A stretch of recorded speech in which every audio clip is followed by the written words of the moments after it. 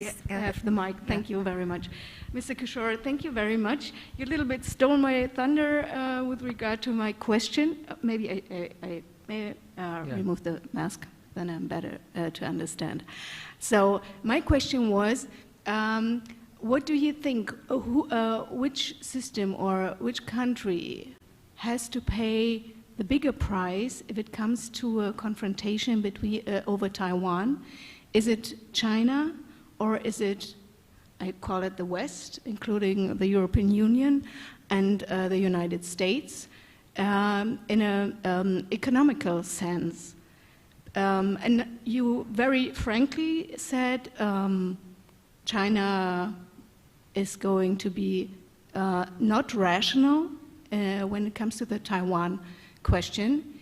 So this ignited the next question for me. Does this mean China is lost, Taiwan is lost? That it's clear China will take over Taiwan sooner or later, maybe in the year of the tiger, who knows, which would be more sooner? Or do you think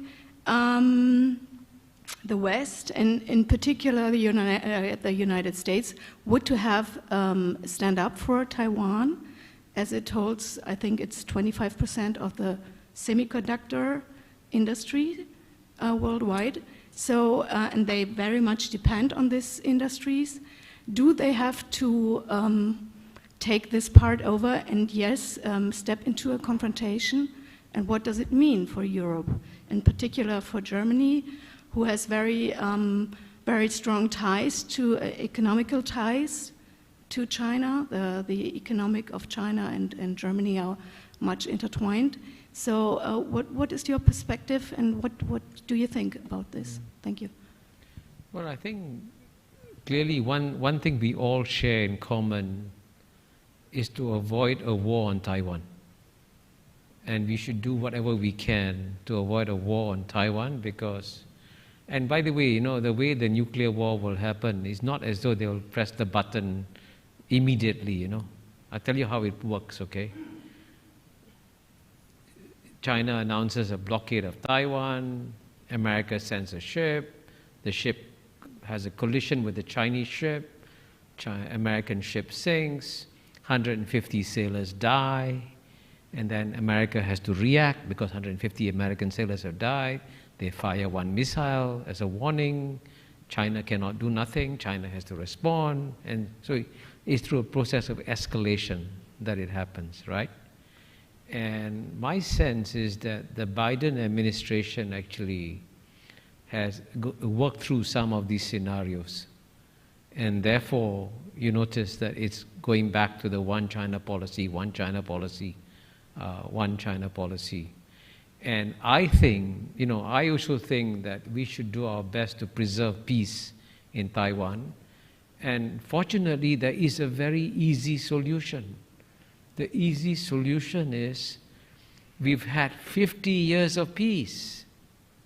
How? By maintaining all kinds of ambiguities without seeking clarity. Keep these ambiguities. Don't change anything. Just leave everything today as it is, right? And you pretend that, you know, we have a one China policy, you maintain your unofficial ties with Taiwan, which is what the United States is doing. Don't change it. Don't change anything. But the minute you change, you trigger a cascade of events that you cannot control. And therefore, don't change the status quo. And that frankly is the most sensible thing for all of us to do. So for example, I'll give you a concrete example. The Biden administration says it's in favor of one China policy, right? Says that. It should get Tsai Ing-wen to say, we are in favor of one China policy too.